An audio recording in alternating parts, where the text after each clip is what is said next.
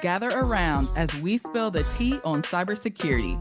We're talking about the topic in a way that everyone can understand. I'm your host, Jara Rowe, giving you just what you need. This is the Tea on Cybersecurity, a podcast from Trava. Phishing, you say? Like with a pole? That could be the farthest thing from what we're actually talking about. Thanks for joining me for episode 2 of the Tea on Cybersecurity. If you join me for episode 1, then we finally know what cybersecurity actually is. But if you're anything like me, you're often in conversations and people are using different words and phrases and acronyms that you have no idea what they actually mean. And you probably feel a little too silly to stop the conversation to clarify. And to be completely honest, that is something I deal with in a lot of meetings. I am surrounded by cybersecurity professionals that honestly seems like they speak a different language than I do when we're in meetings. But today, we are going to figure out what some of those terminologies actually are. And I'm really excited to introduce you to the guest for this episode. I would like to introduce you to Rob Beeler, Trava CTO and co founder. Thanks for joining me, Rob. Hey, Jara, it's great to be talking to you today. I'm so excited. I can't wait to figure out some of these complicated terms. All right. So, can you go ahead and introduce yourself to our listeners? Sure. As you mentioned, I'm CTO and one of the co-founders at Trava. So my primary role is to help build our cybersecurity assessment platforms that help our customers and our services team assess customers' security posture. So before we get into the terminology a little bit, can you just tell us about your experience with cybersecurity before Trava? I've had a pretty long career as an executive in technical fields and really mostly about building products and delivering value to customers. But then over the past few years prior to Trava, worked with a number of companies to help bring cybersecurity products to the market, including endpoint protection and other tools that helped protect customers. Awesome. All right. So you just unveiled a term that I'm not familiar with. So that's going to be the first one we dive into. So what is endpoint protection? Sure. It's a great question and it's important for people. And this is a technology that you run on your laptop or your desktop, whatever computer you use, or it could be a phone as well. We refer to those as endpoints. That's a good example of terminology that is confusing for people. But endpoint protection tools help monitor what's happening on your machine or on your phone or whatever device you use Mhm. and look for security vulnerabilities, look for attacks and help prevent those. Endpoint protection. Got it. So why do you think cybersecurity terminology is so confusing for people? It is confusing, and I think there's a couple reasons. I mean, first, cyber attacks are becoming more and more prevalent. And they're more damaging too. So as a result, all of this is moving into the spotlight, right? Mhm. It's rare to go to any kind of news source and not see a story about a breach that happened or a loss because somebody was a victim of a cyber attack. As these things move from the computer room to the front page, that terminology comes with it. And let's face it, Mhm. technical people like to tend to be more precise than understandable sometimes. So that doesn't help. And then, of course, there are the dreaded acronyms. Yes. So So I think many. that's one thing. This is kind of new terminology for people. It's things that they really weren't exposed to. It's also really evolving rapidly. This is a field that doesn't sit still. There's new threats, and with that, new terminology seen on a regular basis, and that makes it hard for the regular person to keep up. One thing to be clear about, it goes a little beyond just being irritating that you don't know what it means or feeling silly or whatever. There's a real cost to that. When people don't understand a problem, it's really hard for them to fix it. People may go, well, I don't get this. I'm going to ignore it and hope it goes away or hope it never happens to me. And that can be a really costly mistake. There's also a lot of examples of fixes or closing gaps that were delayed because people didn't understand it. They Right. something happened, they didn't understand the severity of it or the nature of it, and that time delay cost them in terms of further breaches or further loss. So anyway, if I think about this, I think there's some of this is learning curve. Mhm. If you think back 20 years ago and what people knew about computer terminology, we were all like, what does this mean? People who do programming, they're wizards and it's a separate language. Think about how much has progressed since then, how much Mhm. more comfortable people are talking about computers since they carry one with them all the time. This will happen with cyber as well, though we feel it's really critical for the industry to keep focusing on simplifying. That's one of the things that we really try to do. But I think it's on the entire industry to bring that terminology down to the masses. Definitely. Yeah, you're right about, like, different computer terminology. I think it is like you mentioned, it's just new for people, and so once they hear it more often and they really try to understand, it won't be as scary as what it may seem like. It's just new. Let's hope. I Yes. hope so as well. Okay, you also mentioned cyber attacks. We can probably figure out what that means just from the words, but can you give a couple examples of what cyber attacks are? Sure. I mean, a cyber attack would be, what the bad guys do to get your data or to keep you from working, or it's generally to inflict some kind of damage on a company. And there's a lot of examples. There could be someone uh, doing ransomware, so preventing your systems from working, locking your systems down until you pay them a ransom. That's a Mhm. common attack.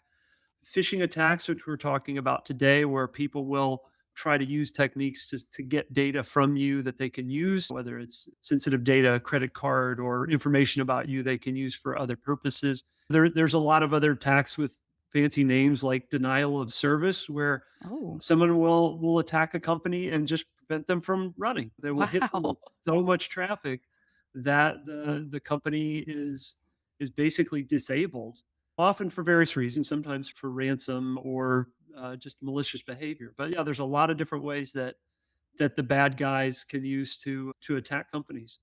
Oh, those bad guys are so smart. They're the worst. They are the worst. Oh, man. Okay, so I know one of the features in the Trava product is a phishing simulator, but before we talk about that, can you define what phishing is? Absolutely. Yeah. So phishing is a form of a cyber attack. And this is where those bad guys that we love to hate try to get sensitive information from you by generally by posing as somebody that you know or trust. Right. So a common scenario is a hacker or a bad guy will send an email and make it look like it's coming from somebody you know. And they'll generally instruct you to click on a link that they include in that email, a link or a button or something that and you click on that, that takes you to a website that they own that maybe looks very similar or it looks like a trusted site. It looks like something you've been to before and prompt you for sensitive information.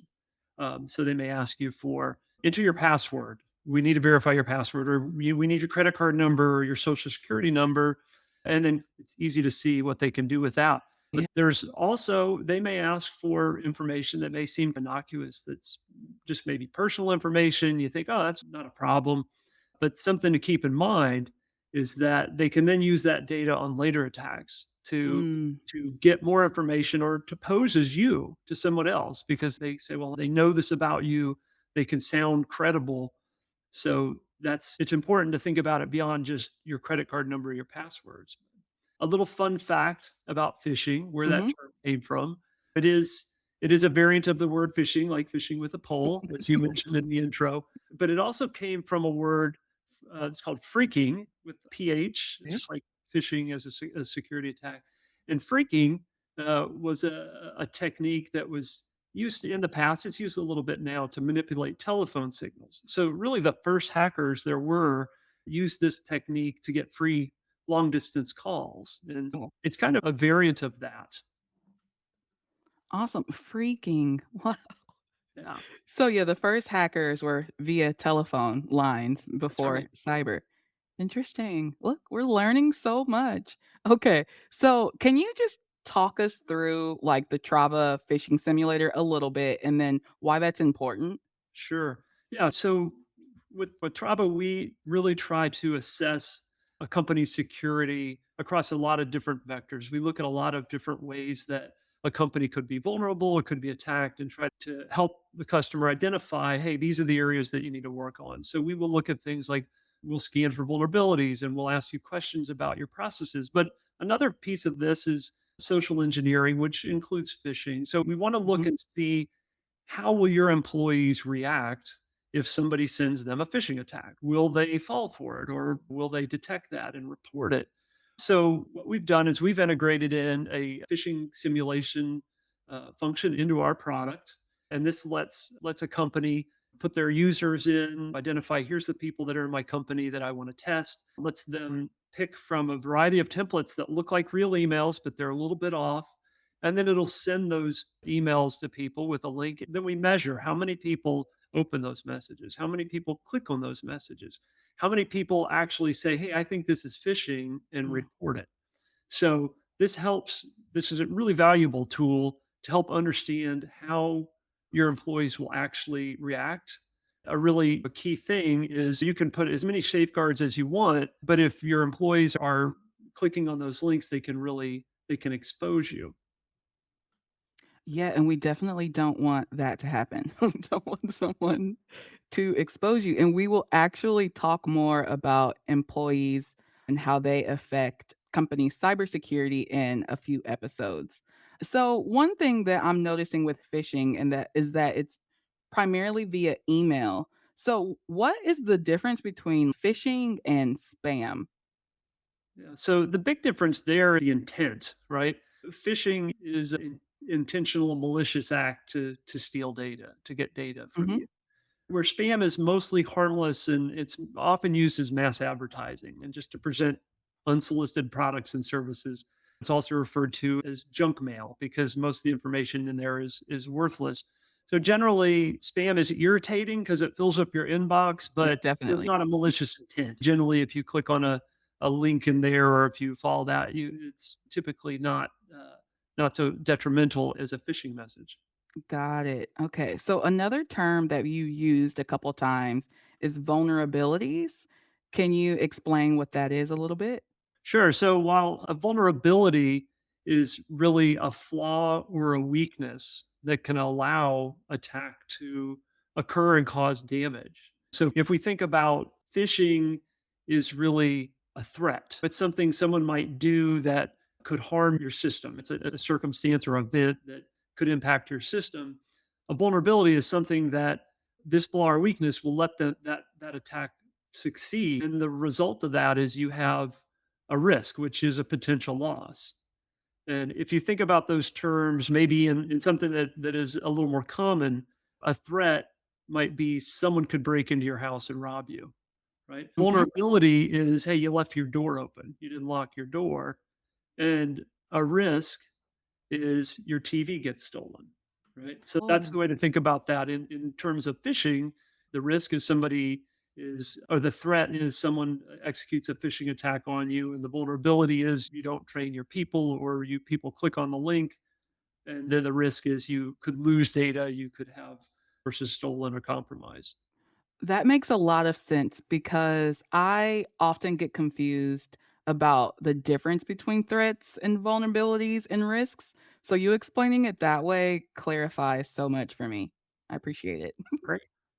And it's actually one of our most common blog posts about the difference between threats, vulnerabilities, and risks, questions that a lot of people have. So it's super helpful. Are there any other thoughts or comments you would like to make around phishing or any other common like cybersecurity scam? Sure. I think it's interesting to think about the scope of phishing attacks and what they mean. They may not seem so serious to people, but if you look at the statistics on it, almost 50% of phishing attacks result in compromised accounts. And Okay. those those kind of stolen accounts and credentials lead to about 20% of all data breaches in the past year. And that's a pretty big number. And those breaches on average cost people about $4.5 million. So they can be Mm, really catastrophic to a company. Another stat that I always find interesting is that these kind of problems, these kind of attacks tend to be the longest lasting, the longest ones to detect and fix. I think Okay. the average is over 200 days for somebody to detect and fix these kind of breaches. And we go back to this analogy of somebody robbing your house, right? Mhm. Another thing they could do is sit in your house and hide until they hear you talking and say, "Oh, I'm getting paid on Friday," and you come home with your paycheck, and then they wait a while till something big happens and then steal that. And that's what hackers do as well. They may get in and not immediately do something, may not detect it for months or even years, but they're waiting for the opportunity to really cause some damage.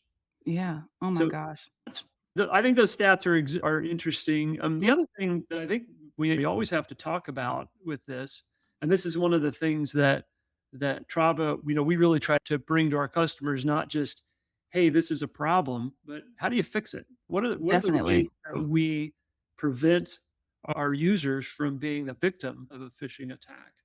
And there's a couple important things you can do. One is you can install an email filtering system, an Mhm. email I'll refer to as email gateway that all your emails will pass through. And you can use those systems to try to pare down what messages get through, where you can detect Mhm. messages that are obviously bad or coming from known bad sources. And those systems have become pretty sophisticated to help filter out bad emails. So that's one thing that really all companies should do. Another, and maybe the most important thing, since this is all about people and Mhm. messages will always get through, is training.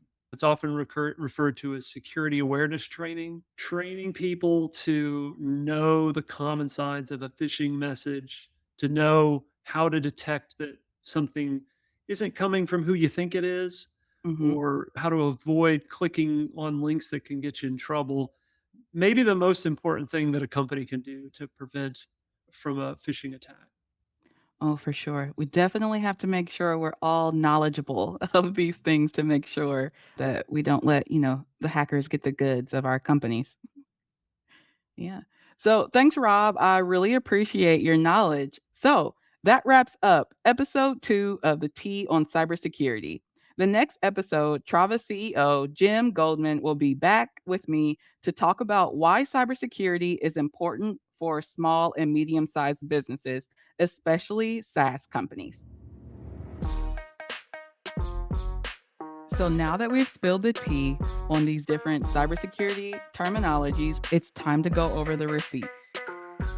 One thing that I took away is that cybersecurity terms are just not widely known. It's a relatively new subject matter for a lot of people. And just because it's new doesn't mean that we should be afraid of it or feel intimidated. So if someone is actually talking about something cybersecurity related or they throw out a term like phishing, even though we know what that means now, we should stop and ask those questions. We need to start educating ourselves on these terms. And the second thing I took away is just because you don't know what something is, doesn't mean that you get to ignore it. If you ignore something, it's only worse in the end, especially when it comes to cybersecurity, since our hacker friends are smart and it's just a never ending web of different attacks and breaches and all those things that are not fun for us. And then the third thing is phishing. So we know about phishing now with the PH, and phishing is just when some not nice person decides to disguise themselves as someone you know and trust and email you for you to give them information that they want, whether that could be a phone number, an address, your social security number, important information that you just don't want any stranger to get. So if you get an email from someone you work with or that you're friends with or a family member that is asking you for information that just doesn't seem right that they should be asking you, especially via email, stop and look at that email a couple more seconds and decide if you should actually go through with the action that they're asking you to. Thanks for tuning in to the T on Cybersecurity. If you like what you listen to, I would be greatly appreciative if you could leave me a review. If you need anything else from me, head on over to Trava Security. Follow wherever you get your podcasts.